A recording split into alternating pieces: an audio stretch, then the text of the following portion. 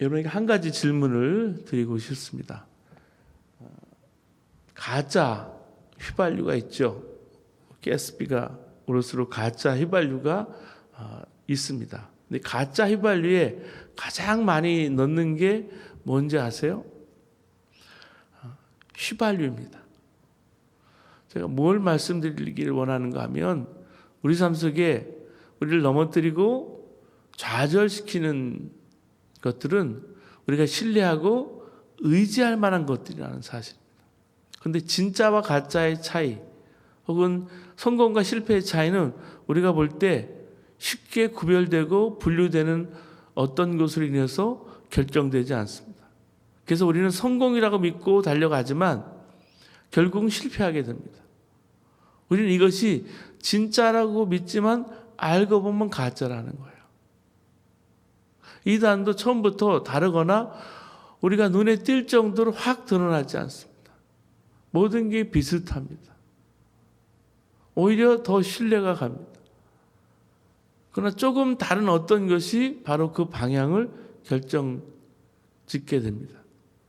우리가 사는 세상을 정말 인생을 제가 잘 살아야겠다는 분들은 대부분 다 열심히 살아온 분들이에요. 그런데 결과가 너무나 다르게 주어지니까 너무너무 억울해요. 뭔가 잘못된 것이 별로 없는 것 같은데 내 인생이 참 어렵게 되어 있거나 왠지 모르게 공허하고 의미를 찾기가 어려운 겁니다. 중요한 것을 늘 살펴가면서 내 삶을 세워나가야 한다는 그런 말씀이에요. 본문에 보면 이제 성벽이 다 완성이 되었습니다. 성문만 이렇게 달면 모든 공사는 완공이 되어지는 거예요. 적들도 이미 성벽이 완성됐다고 판단합니다. 그래서 초조합니다. 그리고 느헤미야의 유다 사람들도 이제는 모든 게 끝났고 대세는 이미 기울어졌다. 결론 내려도 되는 순간이 되었어요. 근데 바로 이때 실패를 위한 좌절을 위한 프로젝트가 시작이 돼요. 왜냐하면 이때는 긴장을 놔버리고 이제는 내가 계획하던 모든 게 이루어졌다고 확신하기 때문에.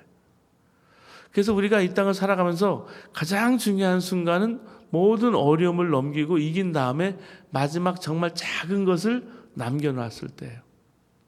그리고 목표로 한 것을 완전히 이루고 난 다음에 다음이 중요한 시기가 돼요. 이때 넘어지는 사람들을 많이 봅니다. 이전에 방해하는 세력들 공격이 공동체 전체를 향해서 두렵게 하고 낙심케 하는 일이 있었다면 이번 공격은 직접적이면서 느헤미야라는 지도자를 겨냥한 것이었습니다. 첫 번째 음모가 뭐냐면 느헤미야를 죽이려고 하는 프로젝트예요. 유다 공동체를 겨냥한 게 아니죠. 이 모든 성공의 근원되는 느헤미야만 제거하면 다른 것은 그렇게 어려운 일이 아니기 때문에 느헤미야를 죽이기 위해서 모든 계략이 동원이 됩니다. 두 번째 음모는 느헤미야에게 누명을 씌우려고 하는 겁니다.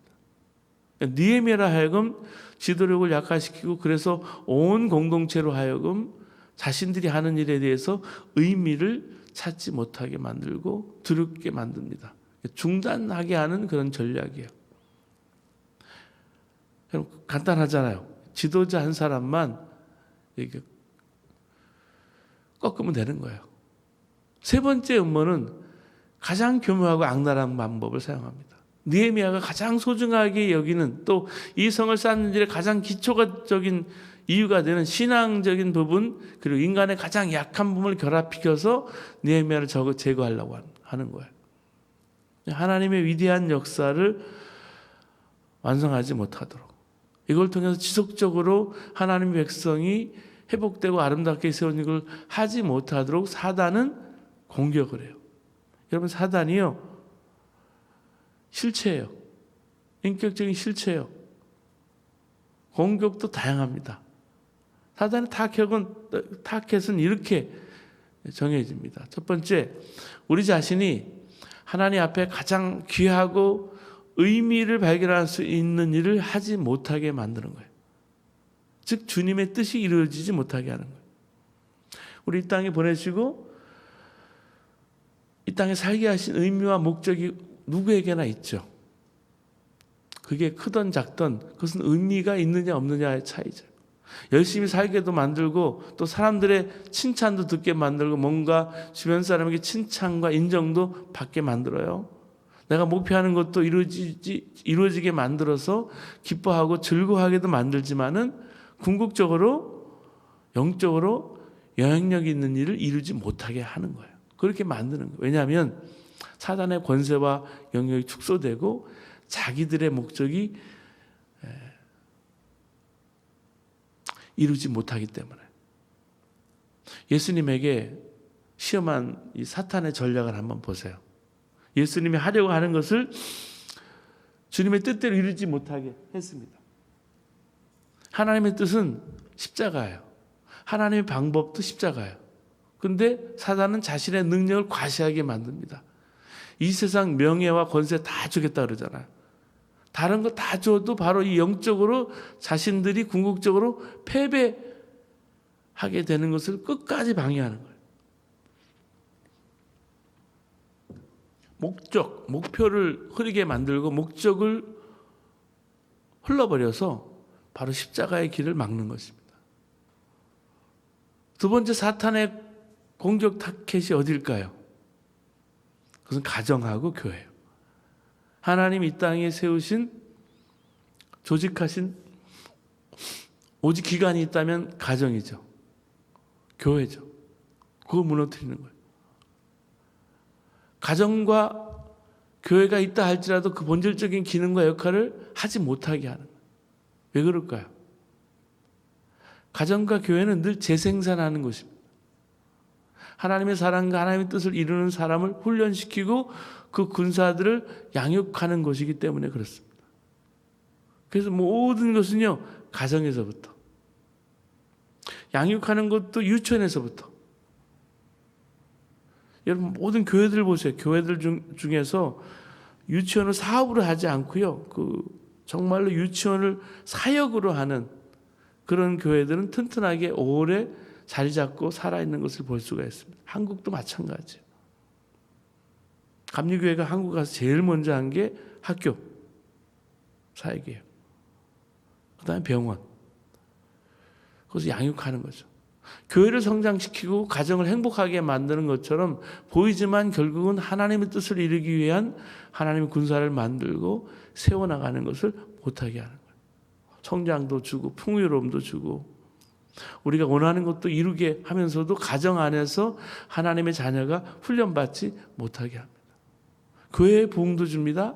재정과 인원과 시설의 증가도 줍니다. 근데 결국은 제자 훈련을 통해서 하나님의 일꾼이 재생산되지 못하게 하는 거예요. 전쟁할 때 군수품 공장을 공격해서 전쟁에 필요한 모든 공급이 고갈하게 만드는 것이 사탄의 방법이에요. 세 번째, 이것도 저것도 안 되면 사탄이 쓰는 가장 정교하고 교묘한 방법은 하나가 되지 못하게 하는 거예요. 그래서 사탄의 정체를 이야기할 때 더러운 자요, 거짓말한 자요, 이간질하는 자요라고 말합니다. 왜 그럴까요? 이간질이라는 것을 이렇게 심어놓으면요, 그렇게 만드는 거예요. 비교하게 만들고 이간질하게 만들고 하나 되지 못하게 하는.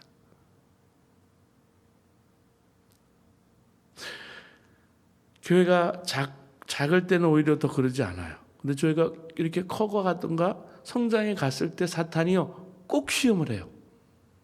그게 성가대든지 그게 어떤 교육부든지 아니면 사역자들이 간에든지 꼭 그렇게 시험을 해요. 여러 번 봐왔는데요, 여러 번 당해요.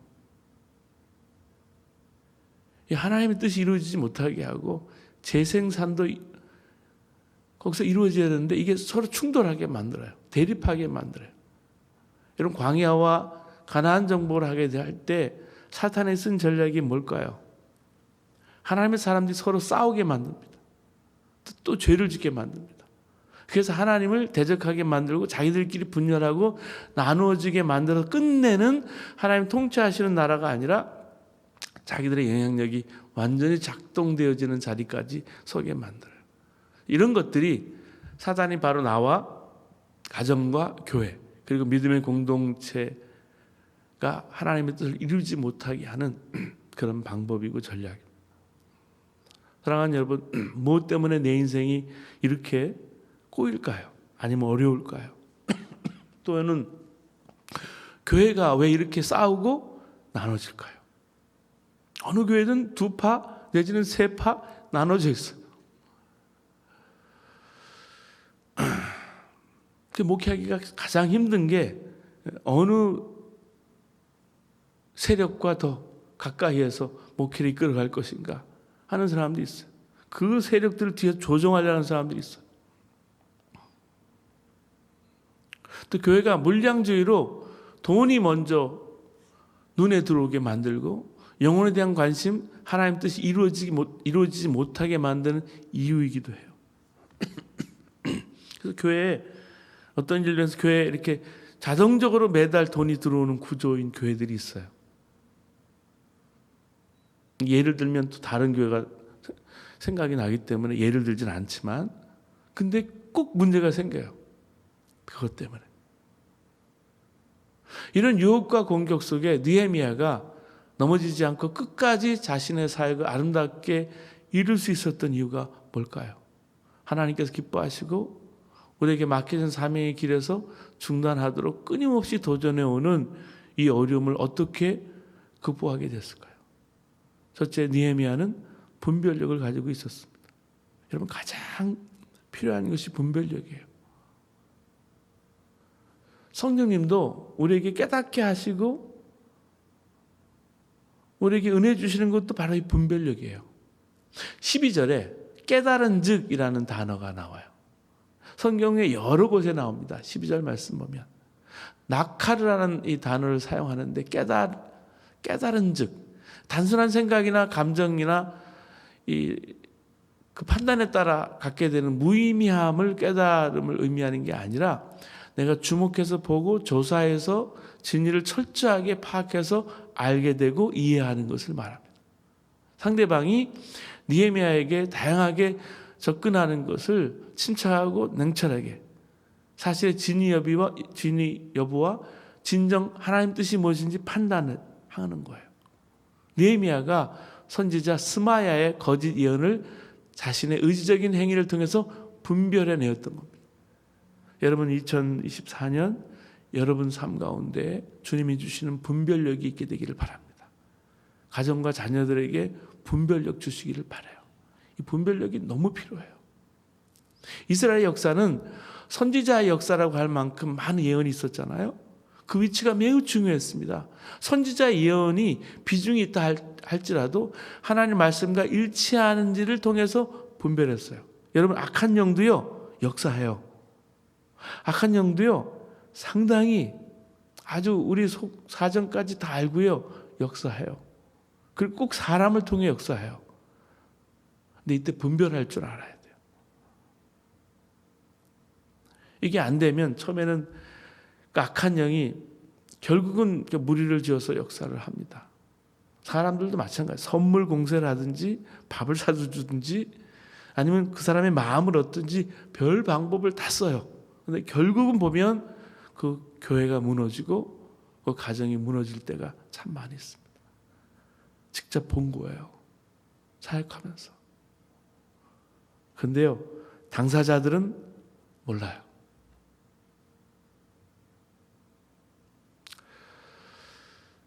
그래서 어떤 일이 일어나면 어느 집으로 이렇게 모여요.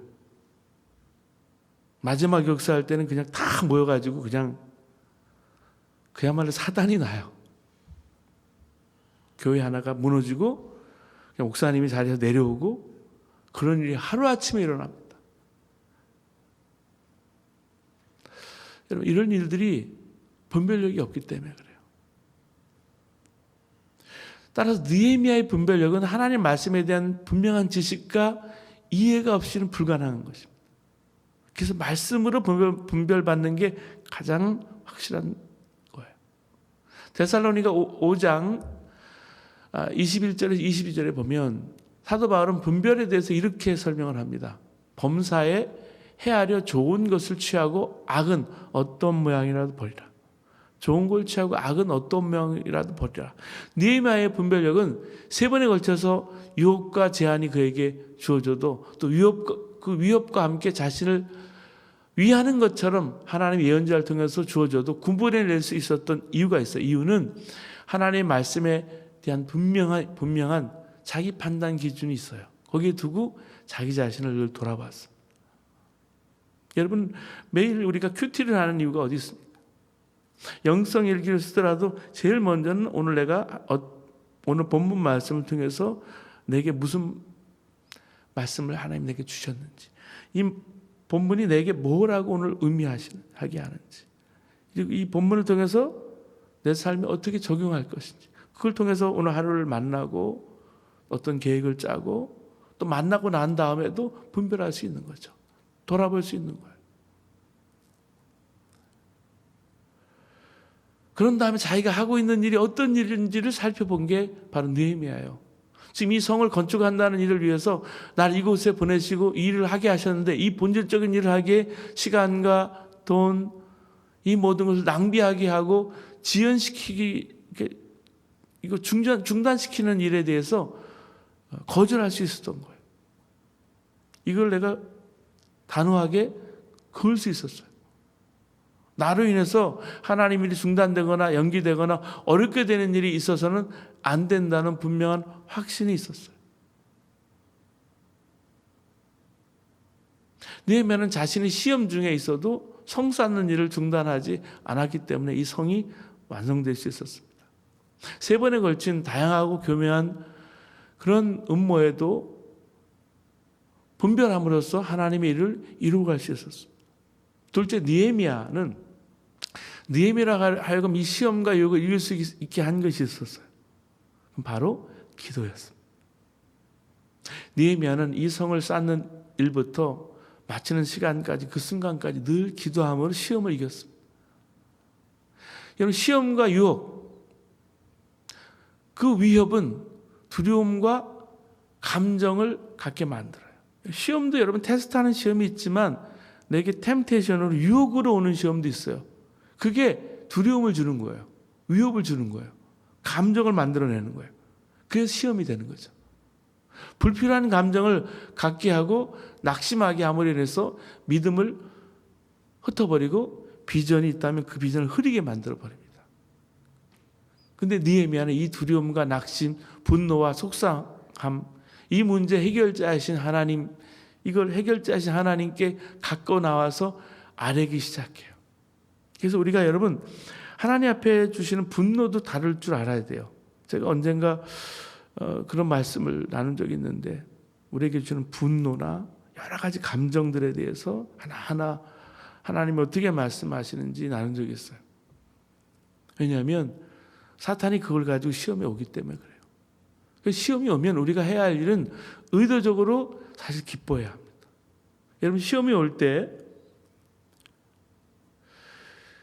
제가 양육했던 후배 의사가 소아과 의사인데, 그 소아과 의사가 이제 암에 걸렸다가 이제 전이가 돼서 요즘 집중 치료를 하고 있어서 한국 가서 함께 전화로만 기도했는데 그렇게 많이 울더라고요. 그런데 그가 책을 하나 썼어요. 그래서 저한테 보내줘서 책을 지금도 읽고 있는데, 시험이 이렇게 올 때 성경에 여러 가지 기쁨이라는 단어, 자기가 이렇게 암에 투병하면서 그렇잖아요. 소아과 의사로서, 아기 엄마로서 지금도 일을 하면서 투병하면서, 근데 하나님 앞에 조이라는, 오버조이라는, 기쁨이 넘쳤다라는 단어를 다 찾아가요. 그걸로 간증문을 썼더라고요. 그래서 책으로 내서 저한테 보내줬어요. 교보문고에서 보내줬는데, 아, 그렇구나, 제가 알았어요. 이 모든 게 올 때 해야 할 일이 의도적으로 기뻐하는, 오버조이라는 표현을 쓰더라고요. 기쁨이 넘친다라는 거죠. 그랬을 때 그 가운데 하나님의 뜻과 하나님 섭리가 있음을 보는 거예요. 바라보는 거예요. 그렇지 않으면 감정적으로 힘들게 되어지면서 낙심하고 포기를 하게 만들어 버립니다. 내가 왜 이럴까? 난 열심히 살아왔는데 나는 교회에서 이런 역할을 했는데, 근데 하나님 뜻을 바라보게 하는 거예요. 그래서 그 책을 판 수익금으로 아프리카의 학교 하나를 이번에 돕는다고, 기도해달라고. 여러분, 사랑하는 여러분, 이 두려움은 또 다른 문제를 스스로 일으키고 발생하게 만들어 결국은 하나님의 뜻이 이루어지지 못하게 만듭니다. 느헤미야를 보면 어떤 공경과 어려움이 오면 기도부터 시작하는 이 생활화가 된 사람이에요. 이게 뭐 패턴이 아니라 어떤 두려움과 어려움, 공경이 오면 무릎부터 꿇는 거예요. 여러분 그렇지 않아요? 우리도 어떤 어려움이 오면 하나님 앞에 하나님 무릎부터 꿇잖아요. 내가 꼭 무릎을 꿇는 행위가 아니라도 하나님 앞에 내 영적인 자세가 무릎을 꿇게 돼 있어요. 사랑하는 여러분, 기도로 다시 사는 인생을 느헤미야는 그의 삶의 그리고 사역을 통해서 보여줍니다. 느헤미야 1장 1절에서 4절에 보면 여기 하나님의 큰 일을 시작하기 전에 기도합니다. 2장 4절에 보면 마음속에 계획을 말하면서 왕께 대답하기 전에 묵도합니다. 4장 4절에서 5절을 보면 대적들에게 비웃음과 조롱을 받을 때 기도합니다. 4장 9절에 보면 대적들에게서 공격과 위협을 받을 때 기도합니다. 5장 19절에 보면 교회 공동체에 닥친 어렵고 힘든 일을 앞두고 기도합니다. 6장 9절에 보면 대적들에게서 중상모략을 당했을 때 기도합니다. 6장 14절에 가까운 사람에게서 배반을 당했을 때 기도합니다. 6장을 보고 있잖아요. 13장 14절에 보면 하나님의 성전을 위해서 일할 때 기도합니다. 13장 22절에 백성들이 올바른 안식을 준수할 때 준수를 위해서 기도합니다. 13장 29절 31절 보면 제사장 직분의 성결함을 위해서 기도합니다. 이처럼 느헤미야는 이 성을 쌓는 일을 몰두하고 연구하는 것 이상으로 기도로 자기 자신을 지키고 자기를 관리하고 자기를 격려하고 이겨나가는 사람이 느헤미야였어요. 이 기도는 하나님의 일을 맡고 감당해야 될 사람들에게서 가장 중요한 승리의 통로입니다. 은총의 수단입니다. 도구예요. 그래서 기도하는 거예요. 그러면 가장 어려울 때는 금식하면서 기도하잖아요. 아프면 못 먹게 되니까 더 그냥 억지로라도 금식하고 기도할 때, 금식을 시키실 때가 있잖아요. 그것도 간절해요. 아프면 더 간절하게 기도하게 돼요. 자기를 이기고 환경을 이기고 사단을 이기는 능력의 원천이 되었어요. 느헤미야는. 시편 91편 15절에 저가 내게 간구하리니 내가 응답하리라. 저희 환난 때에 내가 저와 함께하여 저를 건지고 영화롭게 하리라. 이렇게 말씀하신 약속과 은혜를 믿고 나가는 거예요. 그게 기도입니다. 이것은 예수님께서 하나님께서 자기에게 주시는 미션, 보내신 목적을 위해서 자기의 마음을 흐트리지 않고 날마다 여러분 새벽 미명에 그 새벽보다 먼저 기도하러 나갔다는 말씀이 여러분 여러 본문에 나오잖아요. 그 하나님 뜻 순종하는 능력과 지혜와 은혜를 공급받는 방법이기 때문에. 뭐 예수님이 아침형 사람이었을까요? 그렇게 보지 않아요. 예수님도 피곤했을 거예요. 저와 여러분도 육체를 가지고 있어서 피곤해요. 힘들고 지칠 때가 있어요. 근데 힘들지만 영적으로는 깨어 있어서 피곤해도 영적으로는 깨어 있는 거예요. 그게 달라요. 하루를 살아도. 그렇지 않습니까? 예수님은 그래서 하나님의 뜻을 행하는 것이 자기의 양식인 것을 알기 때문에 이를 위해서 날마다 시간을 정해서 새벽 몇명에 기도했고요. 겟세마네 동산에서도 기도로 그 밤에 순종하셨습니다. 밤이 맞도록 기도했어요. 기도가 없으면 내가 승리합니다. 상황이 승리합니다. 그러나 기도하면 우리 주님이 승리합니다. 기도하심으로 내가 아니라 주님이 하셨습니다. 라는 고백이 있게 되기를 바랍니다. 셋째, 느헤미야는 자신이 누구인지 왜 자신이 이 일을 하는지에 대한 비전을 확인하고 어려울 때마다 자기를 살펴봤어요. 어려운 문제가 오면 사람들은 문제에 초점을 맞춥니다. 문제에 초점을 안 맞출 수가 없죠. 그 상황이, 그 문제가 너무 크기 때문에. 너무 나를 압도하고 두렵게 하기 때문에. 그리고 다른 사람들의 시선을 의식하게 됩니다. 근데 느헤미야는 어려움과 시험이 올 때 자신이 왜 일을 하는지 그리고 무엇 때문에 하는지에 다시 질문하고 대답합니다. 그래서 어려운 일이 왔을 때 일단은 하나님 앞에 기도하는 거예요. 속으로 기도하든지 겉으로 기도하든지 기도하면 하나님이 그 상황에 대해서 조금 정리하게 해주시고 생각나게 해주세요. 그 기도하는 거예요. 여러분, 느헤미야가 그 비전을 다시 세우면서 자기 속에 나태하고 흩어지는 마음을 다시 모으게 되었습니다. 그래서 자기가 할 일과 하지 말아야 할 일을 결정합니다. 자신의 대적을 자신이 원수 갖고 심판하는 일이 자신이 할 일이 아니라 자신이 할 일은 하나님께서 내게 주신 일을 어떤 상황 속에서도 꾸준히 하는 것임을 확신하고 그랬을 때 주님의 일이 중단되지 않도록 했습니다. 사람은 문제와 유혹이 오면 그것이 우선순위가 되지만 느헤미야는 항상 하나님의 일이 우선순위가 됩니다. 그래서 자신이 어렵고 또 때로는 목숨이 위태롭다 할지라도 하나님 일에 초점을 맞추고 상황 속에서도 모든 상황 속에서도 자신이 할 일을 끝까지 감당하게 되었습니다. 우리는 시험이 오면 제일 먼저 놓는 것이 바로 주님의 일입니다. 낙심이 되면 가장 먼저 포기하는 것이 주님께서 내게 맡겨주신 일이에요. 그 일이 크든 작든 일단 내려놔요, 그 일을. 자기보다 더 중요하고 소중한 것이 바로 하나님의 일이며 하나님께서 맡겨주신 일이에요. 그걸 기도하면서 확신했어요, 느헤미야는. 시험과 유혹이 밀려올 때 여러분 잘 분별하십시오. 무엇을 노리고 접근하는지를 살피십시오. 그리고 평소에 이 시험과 어려움을 이기는 지혜를 구하시고 주의 뜻을 따라 순종하며 나아갈 때 주님의 일을 아름답게 이룸을 기억하면서 늘 승리하시는 2024년 한 해 되시길 주님으로 축원합니다. 기도하시겠습니다.